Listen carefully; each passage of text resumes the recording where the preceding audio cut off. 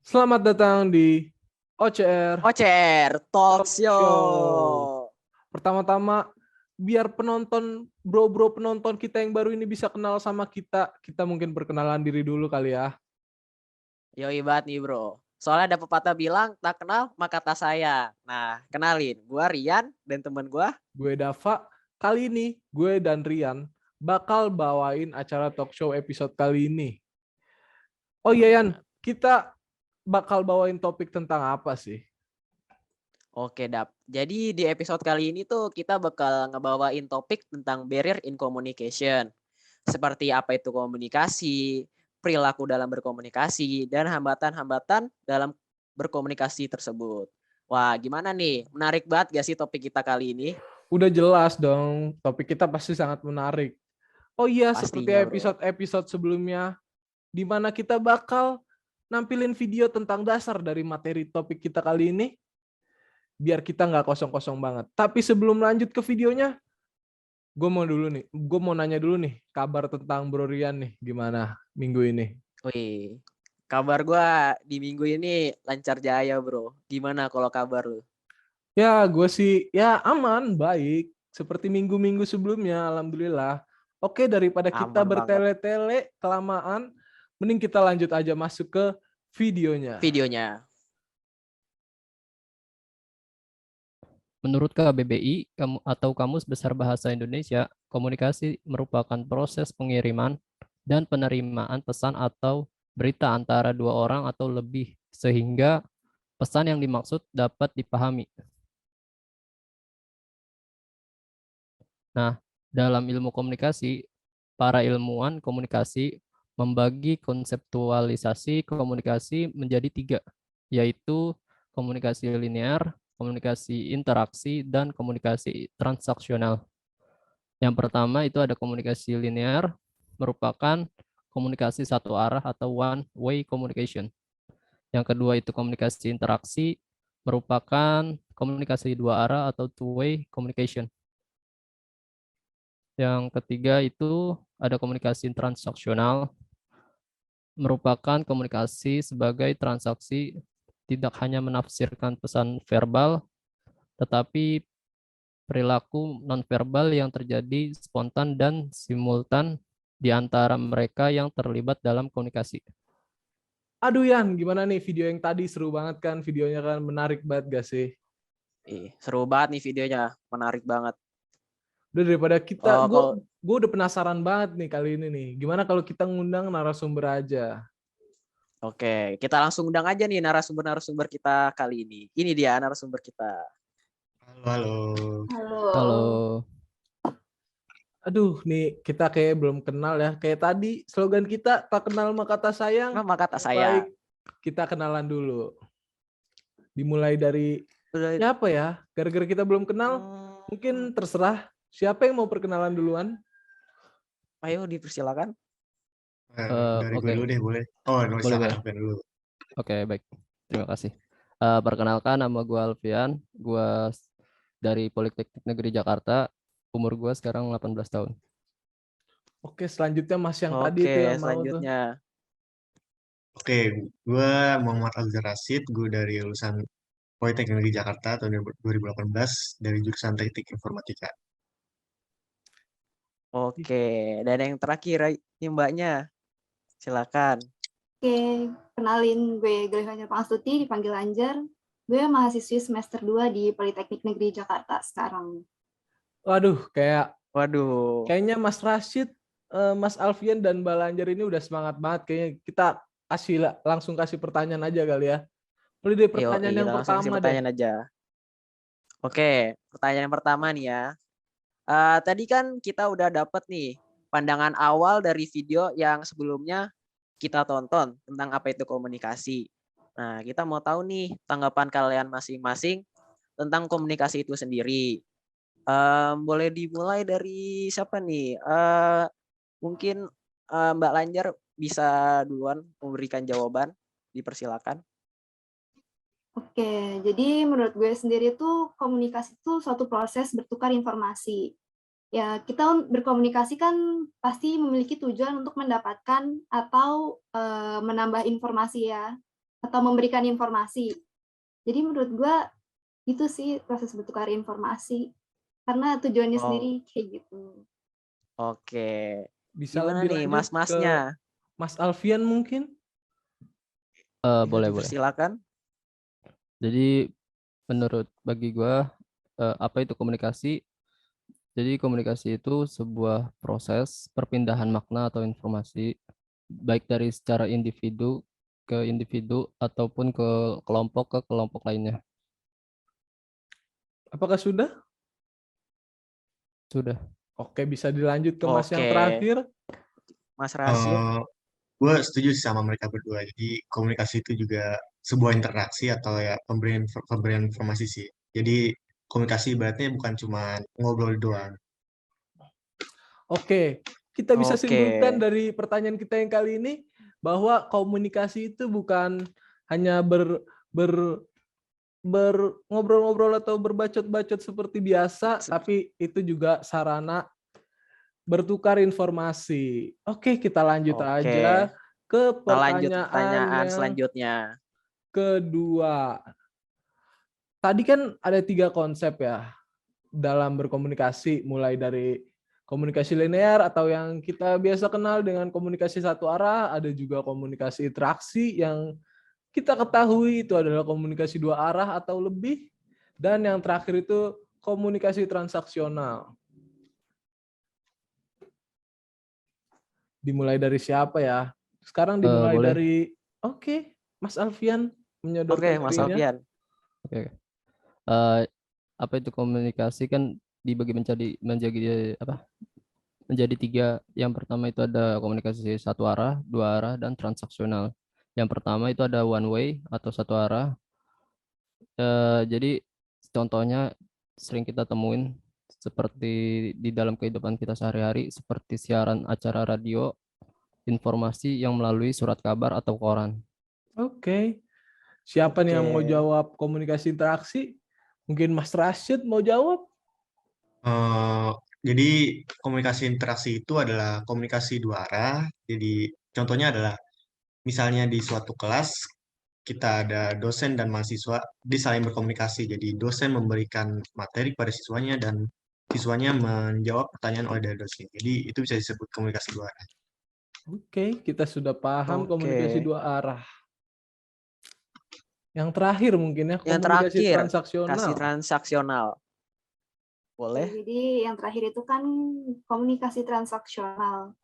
Komunikasi transaksional itu bisa berupa verbal dan nonverbal. Untuk nonverbalnya sendiri itu contohnya misalkan nanya nih ke orang, udah makan atau belum? Terus orang itu tuh jawab, orang satunya lagi tuh jawabnya pakai gerakan tubuh kayak ngangguk atau ngegelengin kepala gitu.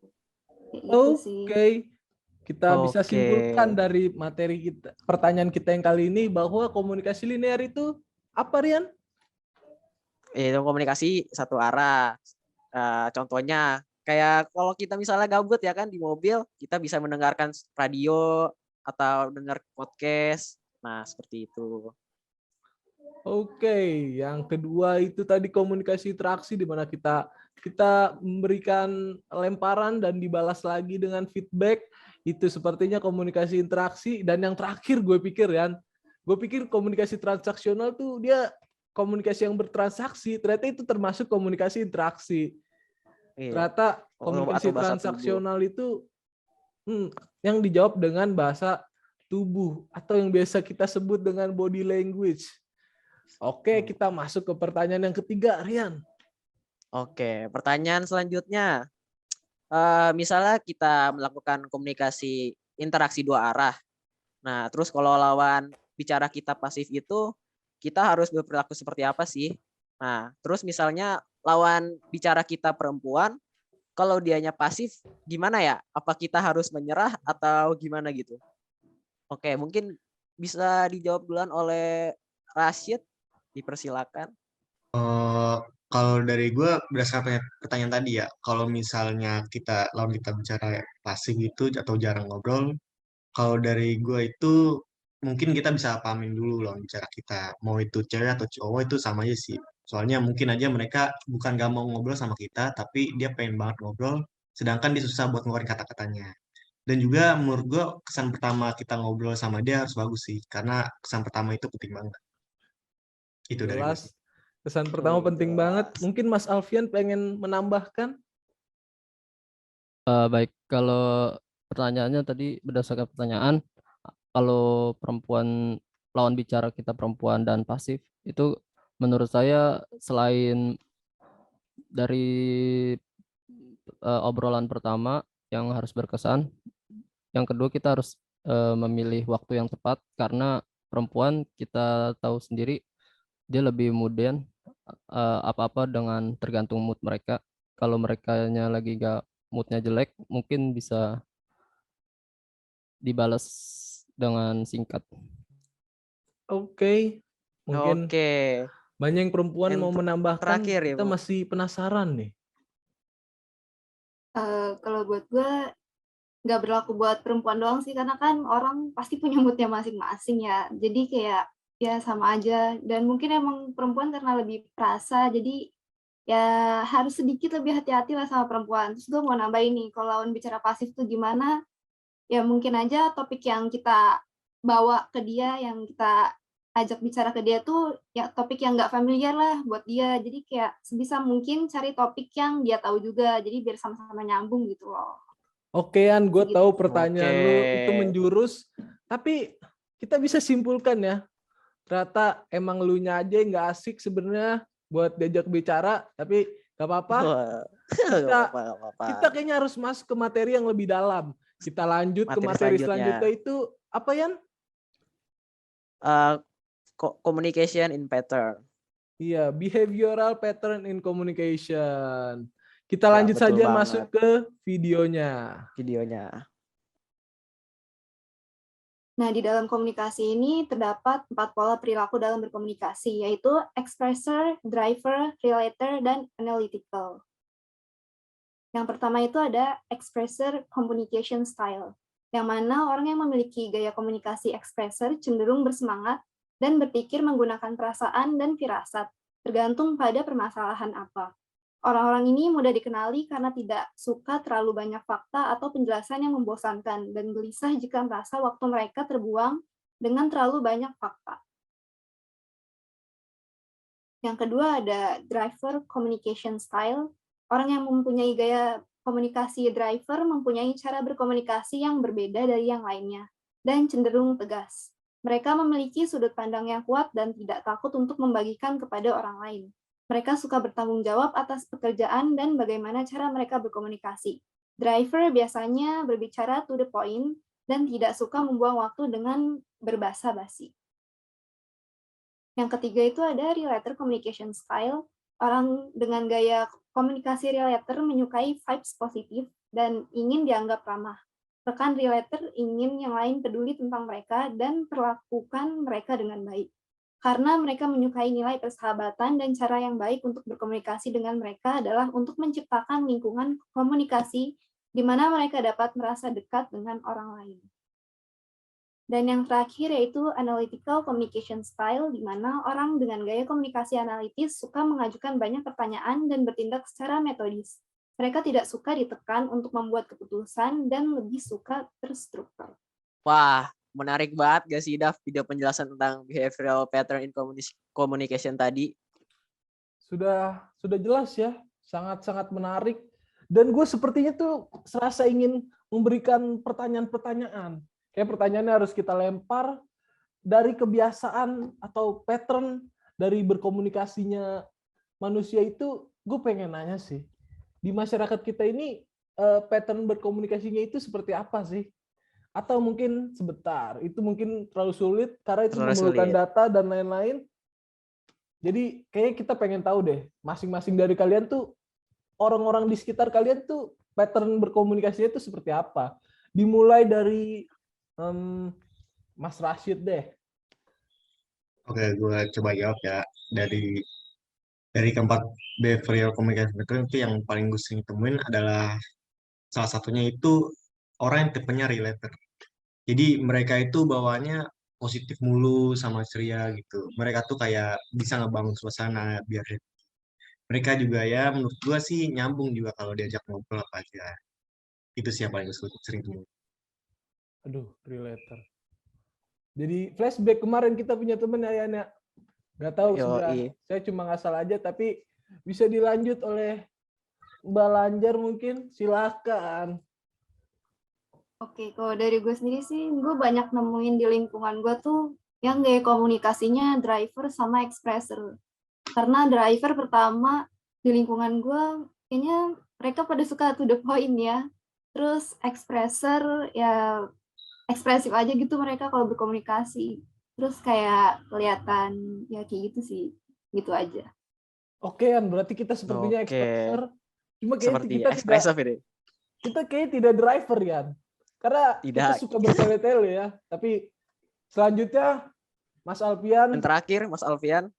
Baik, yang sering gue temuin di lingkungan gue itu relator juga, di mana orang-orang yang tinggal di tempat tinggal gue atau tetangga gue yang sering gue temuin itu orangnya ramah dan gampang berinteraksi, gampang kenalan dengan orang baru, baik ke gue maupun yang lainnya. Jadi relator. Yan, tapi gue pengen curhat, Yan. Oke. Kayaknya orang di sekitar gue kayaknya bukan driver juga. Karena gue terkadang suka bingung. Emak gue tuh kadang nyuruh gue tuh nggak langsung gitu. Gue jadi kadang suka bingung. Sorry bunda, tapi kamu bukan driver. Terima kasih. Kita lanjut ke video selanjutnya. Lanjutnya. Tentang apa, Dap? Tang, Tentang barrier in communication. udah jelas, hambatan. Masuk ke videonya.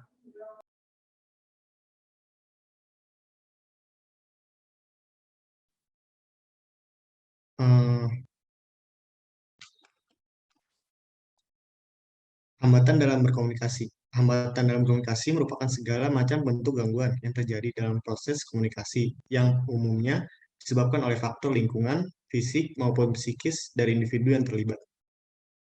Kemudian ada bentuk-bentuk hambatan dalam berkomunikasi. Yang pertama ada hambatan manusiawi. Hambatan manusiawi dibagi menjadi 4, yaitu hambatan dari pengirim pesan, hambatan dari penyedia atau simbol, hambatan media, hambatan dari penerima. Lalu yang kedua ada hambatan teknis. Yang ketiga ada hambatan semantik. Lalu cara mengatasinya adalah yang pertama meningkatkan umpan balik atau feedback. Lalu yang kedua ada pahami perbedaan individu dengan baik. Yang ketiga ada gunakan bahasa yang sederhana dan mudah dipahami. Lalu yang keempat lakukan pengulangan untuk menjamin pesan dapat diterima. Yang kelima penentuan waktu secara efektif. Yang keenam mendengarkan secara efektif. Dan yang terakhir mengatur cara penyampaian pesan. Oke guys, kita sudah lihat tadi videonya. Menarik sekali seperti sebelum-sebelumnya. Oh ya, tunggu Dap. Gantian. Dari tadi Apa kayak kebanyakan lo yang ngomong. Gua sekarang Oke. coba. Kayak serasa episode Oke. gue sendiri ya, tapi ayo dipersilakan. Menarik banget gak sih video yang tadi? Gimana kalau kita langsung aja nih ke pertanyaannya? Oke. Wah, pertanyaan lagi. Sedih juga mereka. Tapi ayo kita masuk ke pertanyaan. Oh, boleh. Dari video tadi kan ada 3 hambatan tuh dalam berkomunikasi. Nah, kalian bisa nggak sih ngasih contoh dari ketiga hambatan tersebut? Terus kasih tahu kita cara mengatasi hambatan-hambatan tersebut. Ayo, boleh dimulai dari, Mas Alfian, persilakan. Oke, baik. Saya akan mengasih tahu bagaimana cara mengatasi hambatan dalam komunikasi. Jadi dari saya itu menurut saya itu bisa dengan menerapkan umpan balik agar komunikasi bisa berjalan dengan baik dan memakai bahasa yang simple dan relevan agar penerima bisa memahami pesan dengan gampang. Oke. Sebenarnya itu hambatan manusiawi ya. Manusiawi. Kita lanjut selanjutnya siapa nih? Jawab. Mungkin hambatan teknis atau yang lain? Boleh dari Oh ya, boleh. Belajar, Boleh. silakan.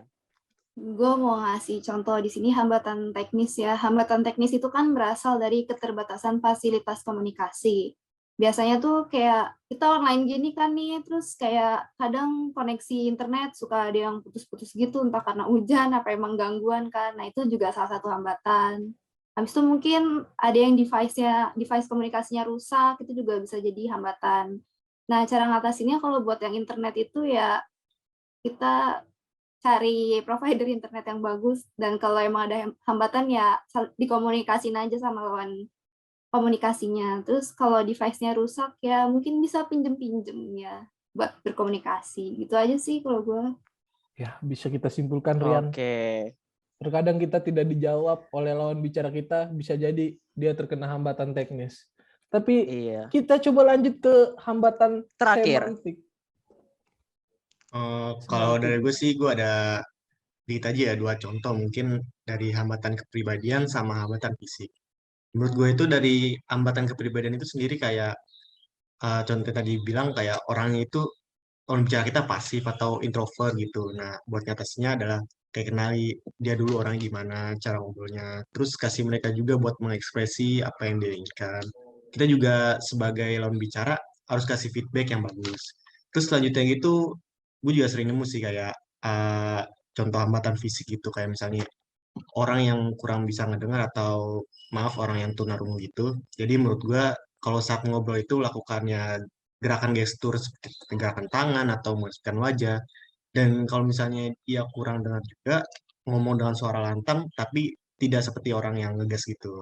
Kalau itu dari gue sih. Oke, itu Oke. tadi hambatan yang kedua itu apa, Mas Rashid? Hambatan fisik. Oh, hambatan fisik. Saya Hambatan pernah lihat tuh ada fisik. video di TikTok, platform anak anak muda sekarang. Kalau sekarang ngomongnya Gen Z kan. Kita ngomongnya Gen Z kan, aplikasinya anak Gen Z itu ada gitu. Orang lagi makan es krim, tadi apa? Mas Afrizal Rashid? Orang tunanetra. Oh iya, orang tunanetra Tunanetra. pergi makan es krim, terus dia melihat ke arah perempuan. Dan perempuan itu tuh merasa kalau dirinya tuh diliatin. Kepedean. Sebenarnya ini juga tidak boleh terjadi di kehidupan kita sehari-hari, yaitu kepedean. Kepedean. Waduh. Jangan terlalu pede, oke? Sampai saya lihat tuh orang tunanetra itu ditampar gitu kan. Aduh. Waduh. Sangat Nggak boleh sih. disayangkan. Sangat disayangkan. Oke. Terima kasih untuk narasumber kita. Kita berdua puas sekali. Terima kasih sudah mau datang ke OCR Talk Show. OCR Talk Show ini. Oke guys, buat bro-bro penonton yang menonton episode kali ini, sayangnya kita sudah menjumpai akhir dari acara kita kali ini. Terima kasih untuk pendukung talk show kita. Aduh, sangat berterima kasih. Tapi adios semuanya. Terima kasih Terima kasih semuanya. semuanya. Terima kasih. Terima kasih.